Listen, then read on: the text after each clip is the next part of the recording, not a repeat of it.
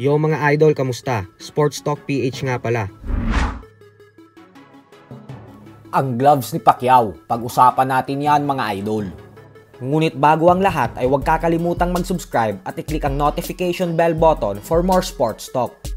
So kanina nga lamang po ay pumili na ng gloves ang ating pambansang kamauman ni Pacquiao na kanyang gagamitin para sa laban niya kay Mario Barrios. At ang gloves nga po na napili niya ay ang Cleto Reyes gloves. Ito po ang madalas na gamitin ni Pacquiao dahil ang Cleto Reyes gloves ay bagay sa mga boksingero na may mga knockout power nang dahil sa disenyo nito. Kaya nabansagan ng gloves na ito na puncher's glove. Isang patunay lamang po ito na plano talagang iparamdam ni Pacquiao kay Barrios ang bawat suntok na ibabato niya sa laban sa pamamagitan ng Cleto Reyes gloves. Samantala, tila napiko naman nga po ang trainer ni Barrios na si Bob Santos matapos nitong sabihin na nababastusan na daw siya nang dahil sa puro Pacquiao na lang umano ang pinag-uusapan at tila hindi binibigyan ng pansin ang kanyang bata na si Barrios sa kabila ng ito ang kampyon. Ayon kay Santos ay nakikita niya daw ito bilang kawalan ng respeto sa kanyang alaga. Kaya naman dahil dyan ay binunyag niya na ang magiging estratehiya ng kampo nila laban kay Pacquiao.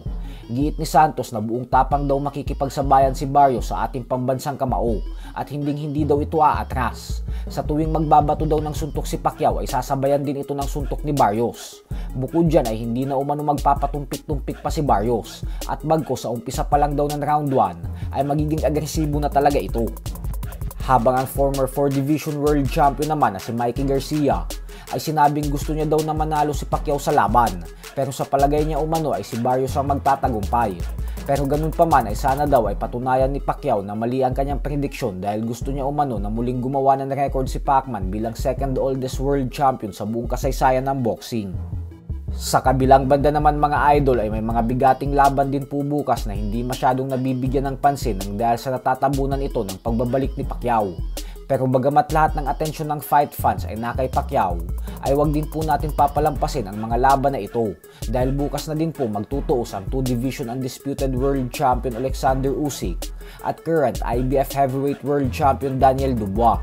Rematch na po nila ito dahil kung atin pong matatandaan ay nagtuos na sila noong taong 2023 kung saan nakuha ni Usyk ang panalo via 9th round knockout.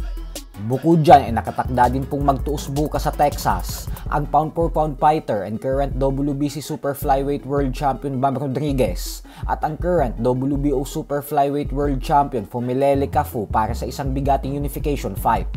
Bakbakan po ito ng dalawang undefeated world champions, kaya napakagandang laban din po talaga nito. Sinabi na din po mismo ni Turki Al-Ashik na kapag nanalo si Rodriguez ay agad niya itong itatapat sa current undefeated WBA Super Flyweight World Champion Fernando Puma Martinez para sa isang 3-belt unification fight. So hanggang dito na lang po muna tayo mga idol.